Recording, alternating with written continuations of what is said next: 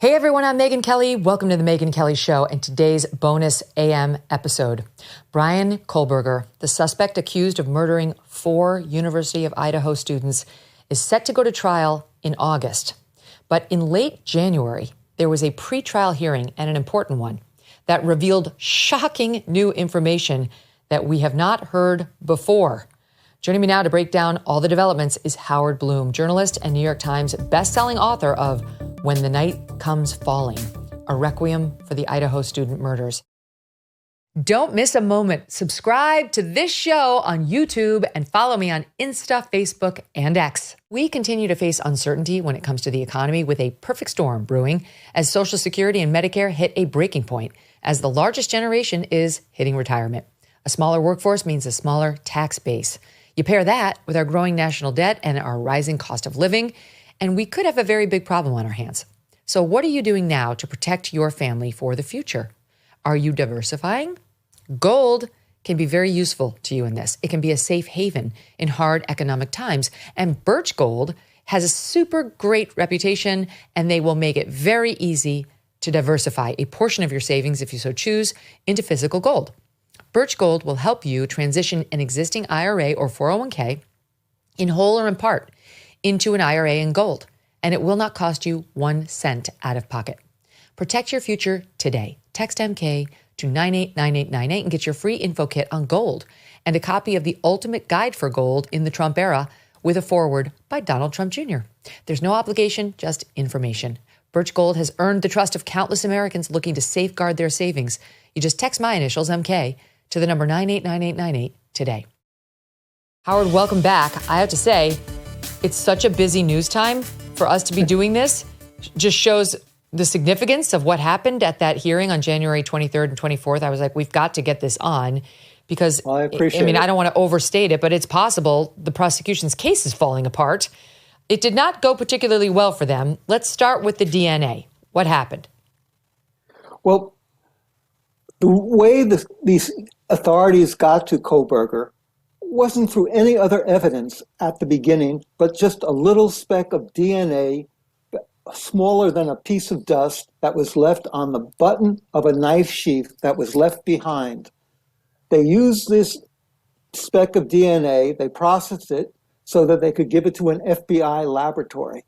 The FBI laboratory then, after months of not admitting what they had done, it was revealed in the end of January in court that they had taken this DNA and they had uploaded it to 2 websites, ancestry DNA websites, that prohibit law enforcement from using this DNA. The FBI did this not out of any evil reasons, but just out of their zeal. You have to go back to the time of the killing. Here was a murder of 4 young children on the loose. They had really no clues except for this DNA. Except for this DNA, it was in many ways the perfect crime. They had no blood evidence, really. They had no evidence of anyone stalking these young college students. All they had was this DNA, so they ran with it. And this DNA allowed them to open up many other doors, ultimately having a series of search warrants that led to the suspect's, Bryan Kohberger's, phone, his car, his apartment. But without that DNA, they couldn't have gotten these search warrants. And now the defense is saying, wait a minute. This suspect's Fourth Amendment rights were violated by the FBI's going into these prohibited websites. You've been saying this all along. You've been suspecting that the FBI got this match between the DNA, the touch DNA on the knife sheath, and matched it to Kohberger's father, possibly by doing something they're not allowed to do, which is use the commercial DNA websites that people like you and I might go to if we're looking for a long-lost relative. They have a public database. C.C. Moore, the original creator of genetic genealogy, talked to us about this a long time ago, saying there's only one that's totally public and anyone can upload their DNA. and see what's on there. The other two are fee-for-service private companies that are not allowed to be used by law enforcement. Otherwise, nobody would go on there, right? They'd be like, if I ever committed a crime or have a relative down the line who might have committed a crime, I'm going to get him in trouble. So there's supposed to be this hard wall. And you said early on you suspected, because the FBI seemed to be very cagey about this whole thing. They didn't want to turn over the results of how they got this to anybody, that maybe they had done something they weren't allowed to. Go ahead. Not only did they not want to turn over the results, they said literally that they had ripped up the evidence of their research. They said, we just threw it out. Who ever heard of it in a major murder investigation, the FBI discarding evidence? But this is what they did. But the defense kept on pressing and pressing, and now they got a judge to give him the evidence, and it proves beyond a shadow of a doubt, it came out in open court that the FBI violated the protocols of these two genetic websites. Now, how is that going to affect the case? The judge before you answer that, let's just show the audience what Kohberger's defense attorney, Ann Taylor, yes, that's her name, argued about this investigative genetic genealogy, IGG, evidence. Listen to her in SOT 41. Your Honor, our position is that the court should suppress the IGG identification and everything that flows from that. This is supported by Fourth Amendment of the United States Constitution, due process, Article 1, Section 17 of the Idaho Constitution. Your Honor, there was no warrant for several phases of the search that led to the IGG work, investigative genetic genealogy. And we think every single one of those stages, a warrant was required. None was given, and so this must be suppressed. She's saying all the goods they got after getting that hit have to be suppressed and cannot be used because they're, in essence, the fruit of the poisonous tree. Exactly. And if you look at what they had before then, there's not much except for one thing. After Kohberger is arrested, he's in a Pennsylvania jail, and they do a cheek swab. And the DNA from that cheek swab matches the DNA on the button of the knife sheath. That is pretty substantial evidence. But if they can get that thrown out, that will make a case that seems pretty much a shut case to be more open than shut. And there's going to be a possibility of a Franks hearing. It's a judicial process named after a 1978 Supreme Court case where evidence was thrown out because the police had falsified information to get their warrants. The judge has not said he will have this Franks hearing, but he has raised the possibility, and he's asked the lawyers to keep time available to have such a hearing. And if that's not what the prosecution wanted to hear. The prosecution wanted to hear, there's no need for a hearing. This is ridiculous.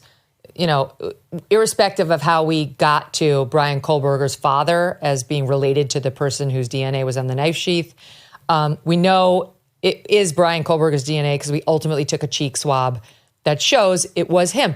The problem for the prosecution is the judge is not saying no. He's keeping the door open. He might actually have a hearing on this, so he's at least a little interested. But can I just say this to what you just said, Howard? The DNA matching Kohberger directly is absolutely devastating. There's no question. It's a terrible fact for the defense. But as I understand her argument, Ann Taylor's, it's that you would never have been cheek swabbing Bryan Kohberger if you hadn't been doing the shenanigans with the DNA and 23andMe. Like, she's saying you can't even use the cheek swab because it too is fruit of the poisonous tree. That is what she's arguing. That's part of her argument. But also at that hearing, something else was revealed, which is perhaps even more dramatic and makes her case even more substantial. Okay, so hold on. But before we get to that, let me finish up this part. I know there's a lot of stuff to discuss. So just so the audience knows, that's what she's trying to argue. She's trying to say everything that followed as a result of you figuring out that Bryan Kohberger's DNA, his dad's DNA, was traceable from that knife sheath has to be removed. You have to get rid of it, including the cheek swab. Now, the judge did not seem like he was going to do that. He seemed very into the actual cheek swab, and he didn't sound like a man who thinks that's fruit of any poisonous tree. But here he is, Judge Hitler, talking about that DNA match in SOT 43. There's a DNA match between the DNA in the sheath and Mr. Kohberger. Isn't that probable cause every day and twice on Sunday? Not in this context. Not in this context because of the IgG work. That's, again, she's saying the investigative genetic genealogy undermines it and makes it unusable. Is that basically what happened? That's basically what happened. But also, if they throw it out, there's really not much there. I mean, you have to, in many ways, it was a perfect crime, except for the leaving the knife sheath behind. Consider the house there was so much blood in the house that it was coming out of the sides of the house. It was coming down the foundation of the building at 1122 King Road. And yet, no blood was ever found on Kohberger. No blood was found in his car. No blood was found in his apartment. There is no evidence also of Kohberger having any connection to any of the murder victims. There's no evidence of him talking to any of them, ever being in the house, of him stalking them on the internet. There's no murder weapon. There's no motive even. So without this DNA evidence, the case against Kohberger becomes a lot more problematic. Okay, but how about the fact that, I mean, the best fact, I think, other than the DNA match, is the fact that when the police went to arrest him in the Poconos in December, this crime was committed the month before in November. My God, is it 2022 now? I'm losing track. Yes. Yeah, 2022. When they arrested him in his home, back in his parents' home in December, he was there putting his trash into individual little baggies that were being disposed of in the neighbor's trash can. That is terrible. Very incriminating. That's very incriminating, yes. But if Ann Taylor, the defense attorney, is trying to get the FBI and the police coming into his house, she's trying to get that thrown out. The terms of this, she's claiming it was an unlawful assault without the necessary warrants to arrest him in his house. She's raising everything. Of course, as any good defense lawyer will. But that one's, we've heard her out on the genetic genealogy thing. You were right, and she was right that there was some funny business going on from the sound of it. But there's no way she's getting out the FBI, what they found upon arresting him. No way. And it's just a terrible damn fact. But to go back to your first point, I firmly believe Kohberger committed this crime. But what's fascinating is how good he was at covering it up, to your point. There's no murder weapon. And she reiterated these points. So these are all updated now. We've been speculating, but she was on the record with, they haven't found a murder weapon. They did not find any blood, Howard, she said this, on Bryan, on any of his belongings, or even anywhere in that car that they practically dissected. Yes, I mean, they took apart the brake gears. They were looking all over for any blood. No blood in his student apartment at Washington State University. Nowhere. It was a perfect crime in many ways, except for leaving behind the knife sheath. Such a massive, massive error. But what about the car and the phone evidence? Because when we read the police affidavit before his arrest, it was white car, Hyundai Elantra. They changed the year once they started to narrow in on Kohberger because they had the years wrong. But then they said, okay, it's 15. It's not just 16 anyway, whatever his car was. And we've seen that car around, the murder house many times, according to the cops. And also his phone records show that he was in the vicinity of the murder house over and over, including the night before. They didn't have him there during the murder hours because his phone was off. Right. But then the next morning he appeared to go back before they had found the bodies in the 9 a.m. hour. So speak to that. Well, here's what the defense is going to say, and I think it's a fairly convincing argument, especially in a death penalty case. You have a white Hyundai Elantra by the house, but you have no proof that that's Kohberger's car. You never see the license plate on any of the videos. You never see the man behind the wheel in any of those videos. They're all obscured. So there are lots of white Hyundai Elantras around. They can't make that connection directly. Then when you have the cell phone tower triangulation that puts him in the neighborhood of the murder house, well, it's a 10-mile radius. In a town like Moscow, 10 miles takes up a lot of territory, a lot of neighborhoods. You never have any proof that he ever parked in front of the house, that his car ever came to a halt in front of the house. You can speculate, but you can't prove it. Are these inferences enough to condemn a man to death? It might be hard for a jury. What is the 7-minute screw up on the timeline by the cops? Well, it seems the cops, when they were tracking the white Hyundai Elantra that night, made an error. They got the timelines wrong, whether accidentally or deliberately, but off by 7 minutes. And they put the car that they allege is Kohberger's closer to Moscow at the time. But the defense is saying that because of this screw up, which no one seems to be arguing that the cops got this time incorrect, this would have allowed Kohberger to be driving away from Moscow and to this state park where they claim he was at the time of the murders. That would seem to stargazing on a cloudy night at 4 a.m. when the temperatures are a little below freezing.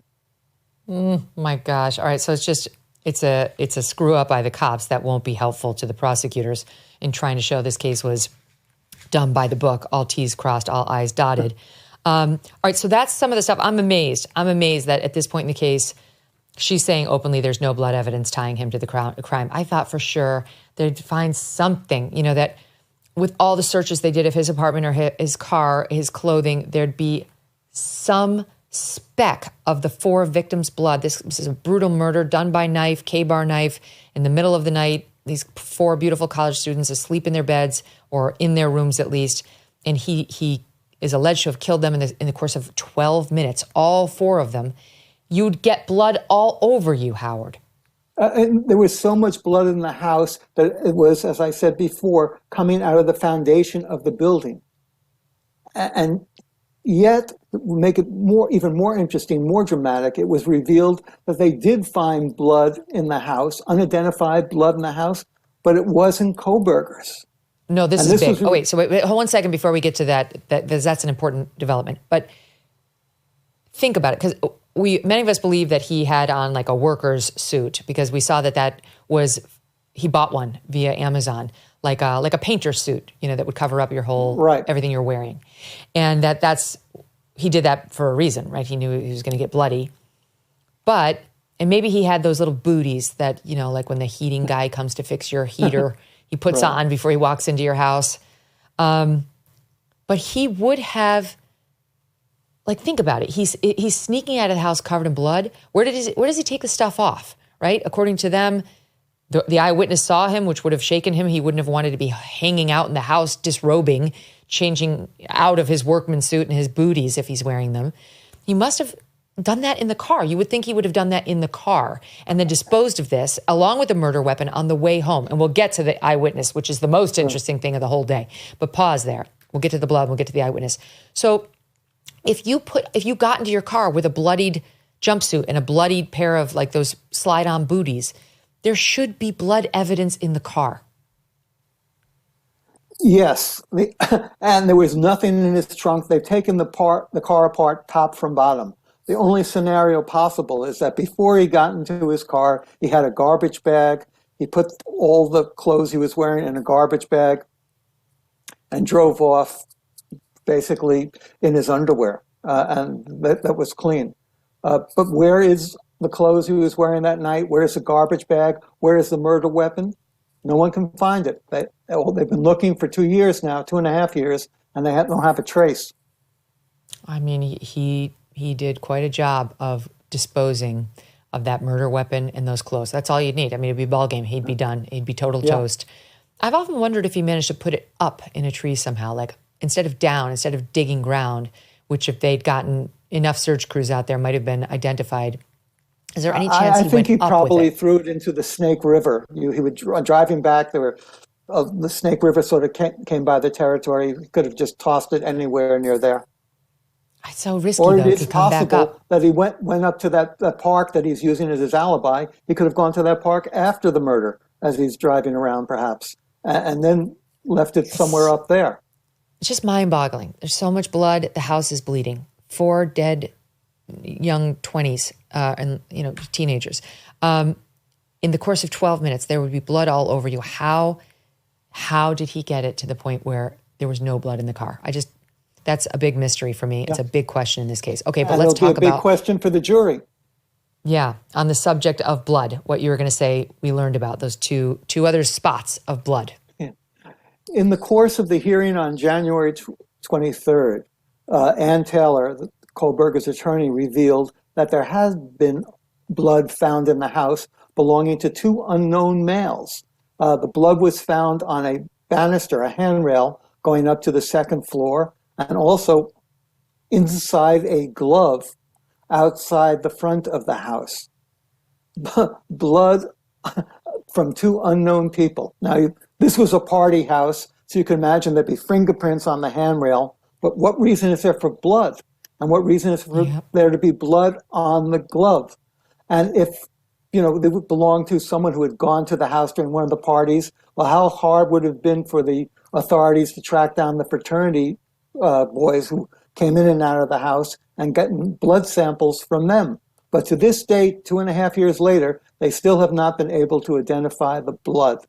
When the judge heard this, he said in open court, "Are you saying that Kohberger had other people working with him? This doesn't mean Kohberger wasn't involved, but there could have been accomplices." Accomplices, this throws out, a new mystery into the case. And here is how Ann Taylor is using it. She says the real question is, how did the knife sheath get there? She is now going to argue in the course of the trial that these 2 unknown males, either one of them or both of them, put the knife sheath on the bed. They were involved in the murder, and Kohberger, prior to the murder, had somehow innocently touched the knife sheath. The DNA on the knife sheath is just touch DNA. And she is claiming that, or will claim at the trial, that this was done innocently by Kohberger. It's an argument that can raise a lot of doubts, I believe, in a jury's mind. And the prospect that there could have been accomplices in the murder further complicates the case. Did the prosecution, did the FBI do any genetic genealogy on the DNA from the blood? All I know is what was revealed in the court, and the court referred to it as unknown males. And, it seems any that they can't theories track it down. on how not 1 but 2 men's DNA got on this crime scene, Howard? Well, I'll throw out a hypothesis, and again, it's just a hypothesis, and maybe it's a sketchy one, but I believe Kohberger was guilty. I can't get around the cheek swab DNA that ties him there. So if he was out to commit the perfect crime, if he was a student of forensics, he could have taken a vial of blood with him. He could have put it on the banister. He could have taken a glove with blood already embedded in it and left it at the crime scene. And he could have done this deliberately to put the authorities, to look for 2 other people. And he would have, meanwhile, been just gotten away with it. And it all would have worked if he hadn't left the knife sheath behind. It's a fascinating theory. All I could think of when you were saying it was, of course, the famous Johnny Cochran, if the glove doesn't fit, you must acquit. Right. And I bet you anything that glove does not fit Bryan Kohberger's hand. And, if this is true, right? Like, what if he, as this, he's just getting his PhD in criminology. He's a TA in criminology. All he does is study crime. And apparently he was very good, a very good student of it. Very annoying and irritating to everybody he worked with at Washington University. But what if he really did do that? What if somehow he had access to somebody's blood? I don't know how he would have gotten it, but there is some speculation this may not have been his first crime. If this was his crime, it was so meticulous and well handled. Perhaps this wasn't his first rodeo. And what if that really was like an homage almost? The two gloves, reasonable doubt. Right. And it would have worked. And, the police to this day can't identify whose blood that was. And again, if he hadn't left the knife sheath there, I don't think they would have been able to ever get to him. My God, such a colossal error on his part. I know this is a weird place to go, but I'd give anything to have been there when he realized he forgot it. Just see the look come over his face when he realized his perfect crime had been foiled by him, losing something as basic as the knife sheath, as incriminating as the knife sheath, and then just praying to God that all the times he handled it with gloves on protected him from fingerprints or anything that would tie him to it, and yet he wasn't careful enough. And yet, if his lawyers can get the evidence on the knife sheath thrown out because of FBI overzealousness, it can turn the whole case upside down, and an innocent man could be found. A guilty man could be found not innocent, but not guilty. Not guilty. All right, now we have to talk about the eyewitness, but before we do, I want to say this. This is the first time I really thought about the DNA now that they've been caught, right? The FBI, they shouldn't have used those private company databases. They did. They're obviously much bigger because a lot more people would give their DNA if they knew it was going to stay private and not be available to law enforcement. So they did, and that's how they found Bryan Kohberger's dad. To me, there's actually no chance of the judge suppressing the genetic genealogy, the touch DNA, or anything because of that, because that is a violation of the terms of service. I assume it's Ancestry DNA and 23andMe. I don't know, but those are the two big ones. It's MyHeritage. It's MyHeritage DNA. That was the one site that was cited in court. Okay. So that's a violation of the terms of service of that company. That company has rules that law enforcement's not supposed to go on there. But I don't think there's a law saying you've broken the law as a cop if you go on there.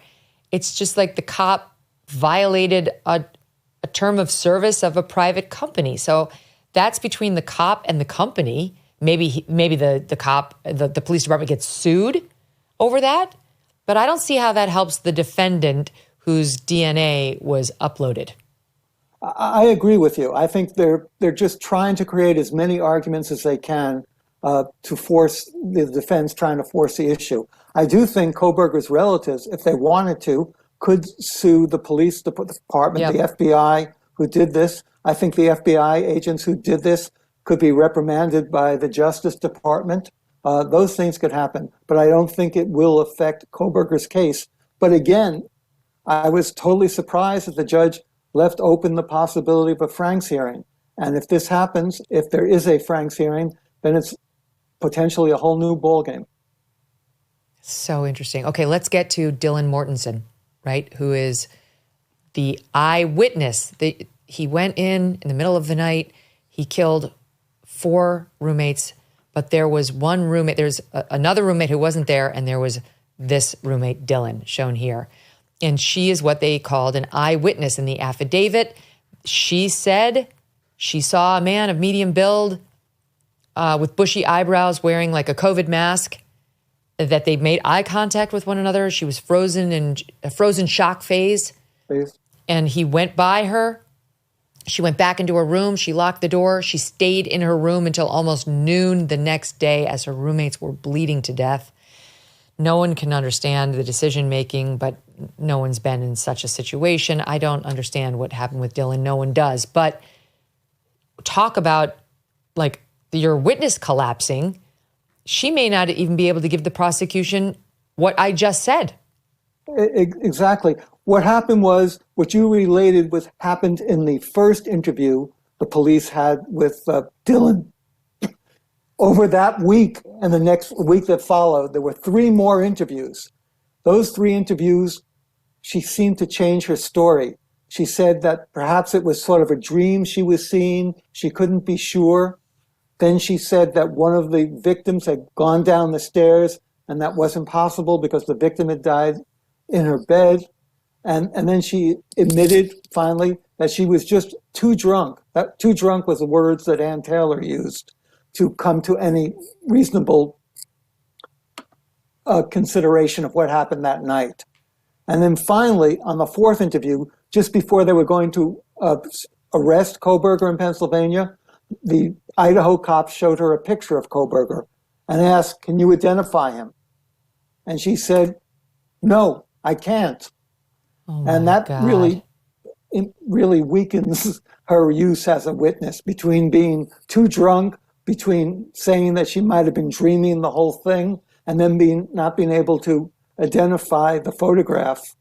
Well, the prosecution's big witness I don't even know if she'll testify at the trial. I don't know if she will either. And that may have been the point of her changing her testimony. Like, picture a scenario in which she's just too terrified to sit in a courtroom across from this guy, and also in front of the public, which, I mean, she didn't have anything to do with these crimes. It's just, there's a fair amount of like, what kind of a person would go back into their room and not call 911 after, she's saying she's so afraid of this person, she went into shock.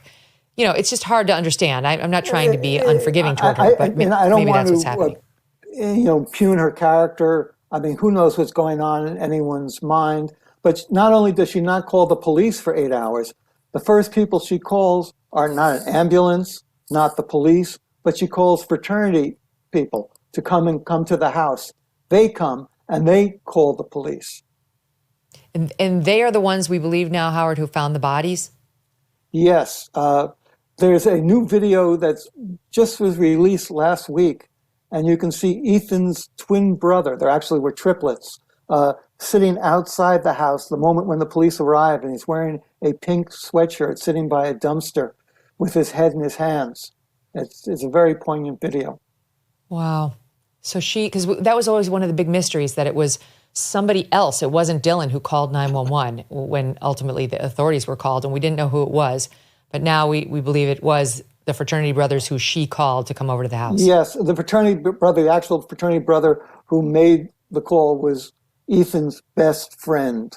And the police have never released that 911 call. I imagine it will be played at the trial.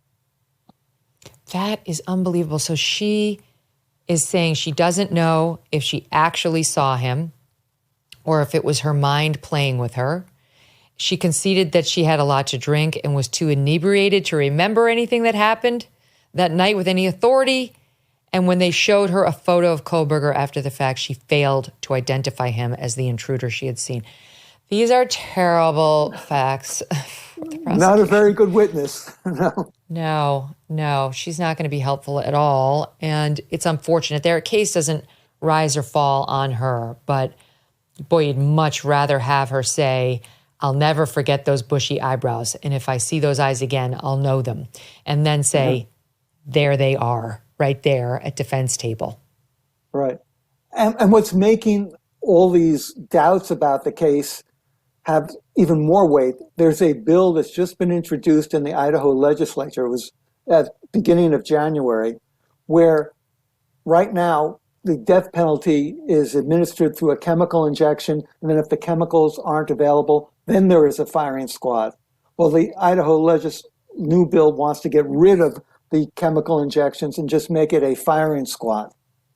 Wow. So they are demanding their pound of flesh, in a sense. And that's going to weigh on the jury too, I think. Wow.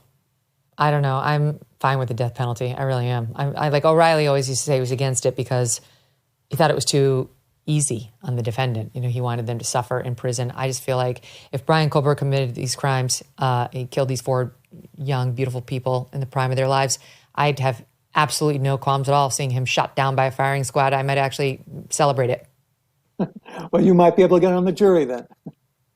Well, maybe I'll at least go out there. I don't know. I just feel like I have no empathy for a person like that. Again, it's not totally consistent with my Catholic faith, but it's just how I genuinely feel. I just feel like those people shouldn't be allowed to roam the earth any longer. But I have to be honest, I don't like the fact that all the supporting evidence is falling apart.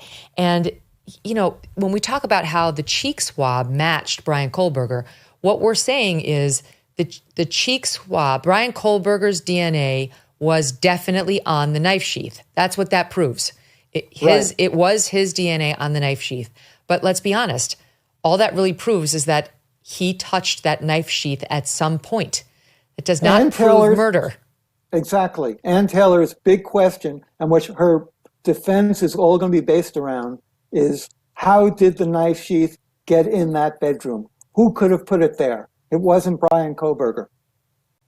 Right. And if there's, if the car evidence is falling apart, right? Like, it's true that you can never see the driver nor the license plate. Right? You can't see the license plate in any of these videos. No, you can't see the license plate. You can't see the driver. And it took the FBI 3 shots until they were able to identify the car. So Ann Taylor's going to argue it took the FBI 3 times. Maybe it should have taken them 4 times, and they would have finally gotten it right. And then the cell phone hits. They're helpful, but they're not ball game. But without a motive, without a connection. Go ahead. What were you going to say? I mean, the cell phone hits are 10 miles. In a town like Moscow, you could be, on the other side of town seeing someone. I mean, that's what Ann Taylor said at the hearing. Did the prosecution push back on that at all? Because no. I've definitely heard prosecutors argue, no, they can be more specific than that. What was so interesting to me at the hearing, the prosecution didn't really argue any of her points.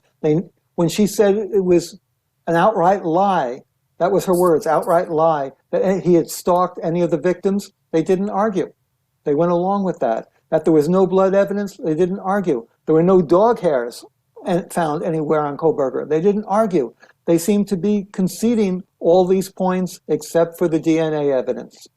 That's not good enough. That's not good enough, because it'd be one thing if his blood were at the scene and that was a match to the cheek swab. What we're saying the cheek swab matched was that one piece of touch DNA on the knife sheath, which I realize is a good fact for the prosecution, but it's not ball game. It's maybe he somehow touched the knife at a friend's house. Maybe he touched it in a store. Maybe, I know he purchased a knife on Amazon that appears to have been a K-bar knife, but maybe somebody stole that knife from him. There's a lot of loops the prosecution's going to have to close. I mean, you're a good lawyer. You're raising all the right questions. And now that unknown male blood has been found in the house, that raises the possibility of accomplices, other people there on the murder night, because it's not fingerprints that were found, it's blood. Would you leave blood at a party? I don't know. Mm-hmm.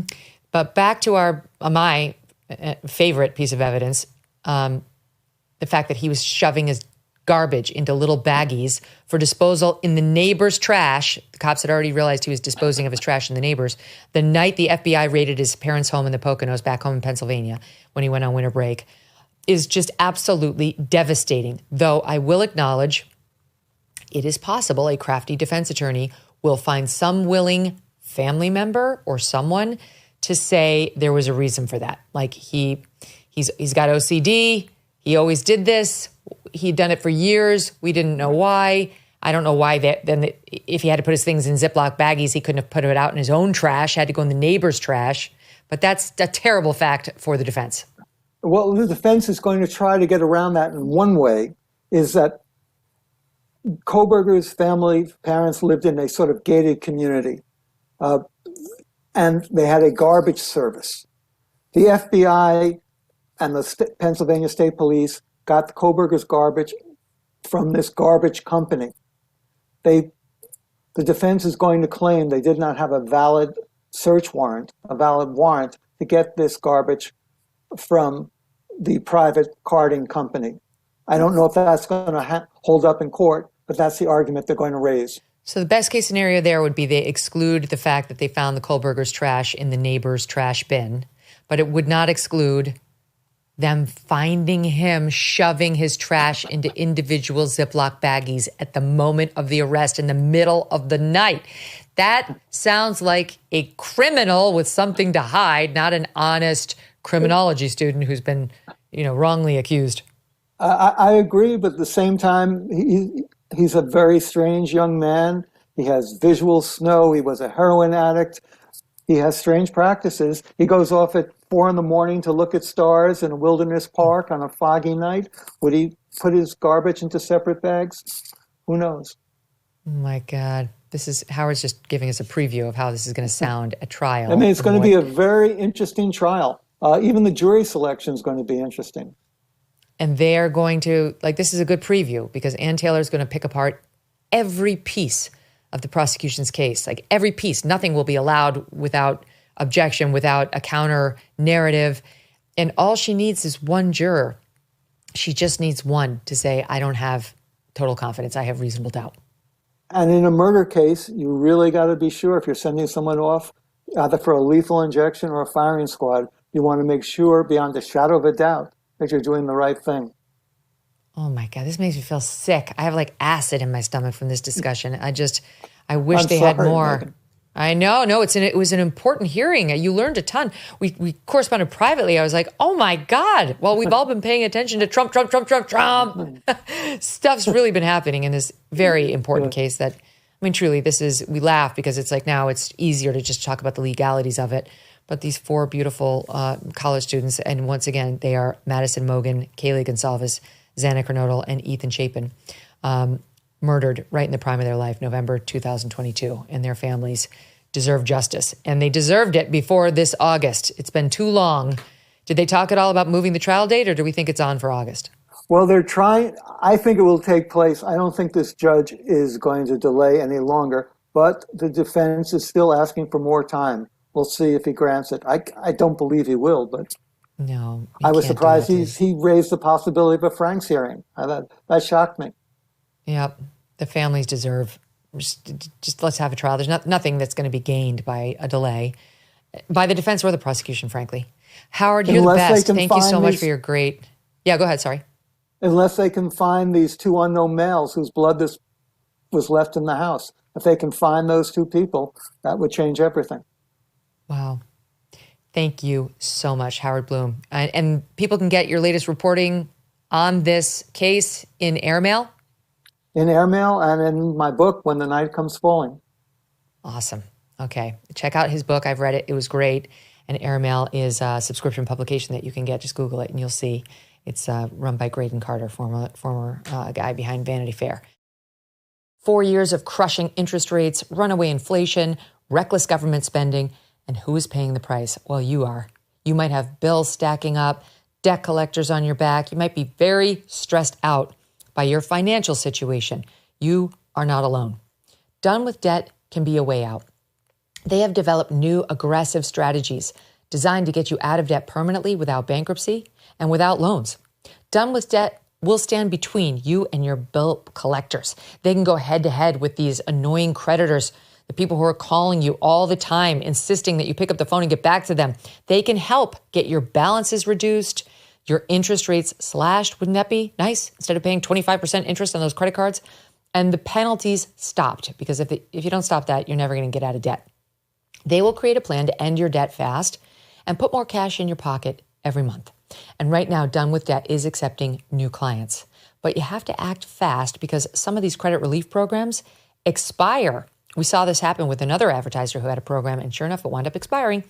Before you make another payment, consider a visit to donewithdebt.com or call 1-888-322-1054 right now. Speak with one of their debt relief strategists for free. Go to donewithdebt.com. That's donewithdebt.com.